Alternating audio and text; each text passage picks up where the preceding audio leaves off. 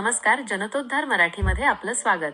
नाशिक हादरलंय आणि संपूर्ण महाराष्ट्र सुन्न झालाय. एका बाजूला देवाचा आशीर्वाद देणारा ज्योतिषी आणि दुसऱ्या बाजूला वासनेचा नराधम.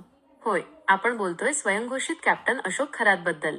58 महिलांचे आक्षेपार्ह व्हिडिओ, कोटींची खंडणी आणि सिन्नरच्या फार्म हाऊसमध्ये सापडलेली हत्यारं. या प्रकरणाची व्याप्ती इतकी मोठी आहे की आता खुद्द राज्य सरकारला यात हस्तक्षेप करावा लागला आहे. या धक्कादायक प्रकरणाचा उलगडा झाला तो अशोक खरात याचा ऑफिस बॉय नीरज जाधवमुळे. डिसेंबर 2025 मध्ये नीरजच्या हाती खरातच्या काळ्या कारनाम्यांचा खजिना लागला. पण खरातला ब्लॅकमेल करूनही जेव्हा काहीच हाती लागलं नाही, तेव्हा या नीरजने आपला मोर्चा थेट पीडित महिलांकडे वळवला. या नराधमांच्या जाचाला कंटाळून अखेर एका महिलेने पोलीस स्टेशन गाठलं आणि अशोक खरातच्या पापाचा भरलेला घडा अखेर फुटला. राजकीय नेत्यांच्या आशीर्वादाने आतापर्यंत उजळ माथ्याने फिरणाऱ्या खरातचे धागेदोरे आता कापले जाणार आहेत. या प्रकरणाची गंभीर दखल घेत राज्य सरकारने विशेष तपास पथक म्हणजेच SIT नेमली आहे.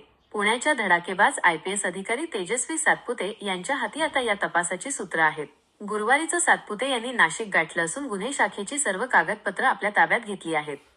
आता या प्रकरणातील मोठे पांढरपेशी चेहरे उघडे पडणार का, याकडे संपूर्ण राज्याचं लक्ष लागलंय. तपासात जे समोर आलंय ते ऐकून तुमच्या अंगावर काटा येईल. कॅनडा कॉर्नरमधील ओजस प्रॉपर्टीज हे कार्यालय केवळ ज्योतिषाचं दुकान नव्हतं, तर तो महिलांच्या शोषणाचा अड्डा बनला होता.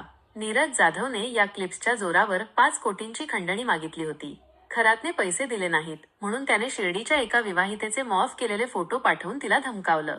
इतकंच नाही तर सिडकोच्या एका 28 वर्षीय विवाहितेचा व्हिडिओ तिच्या मेहुण्याला पाठवला गेला आणि तिथूनच खरातच्या या साम्राज्याचा अंत सुरू झाला. पोलिसांनी जेव्हा खरातच्या घराची झडती घेतली तेव्हा तिथे 6 लाखांची रोकड आणि सिन्नरच्या फार्म हाऊसवर चक्क पिस्तूल जप्त करण्यात आलंय. वावी, शिर्डी आणि सरकारवाडा पोलीस स्टेशनमध्ये गंभीर गुन्हे दाखल झाले आहेत. पोलीस आयुक्त संदीप कर्णिक यांनी सर्व तांत्रिक पुरावे आता SITकडे सोपवले आहेत.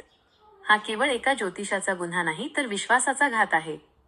त्या 58 पीडित महिलांना न्याय मिळणार का आणि या खरातचे राजकीय कनेक्शन कोणापर्यंत पोहोचतात, हे पाहणं आता महत्त्वाचं ठरेल. पाहत रहा जनतोद्धार मराठी.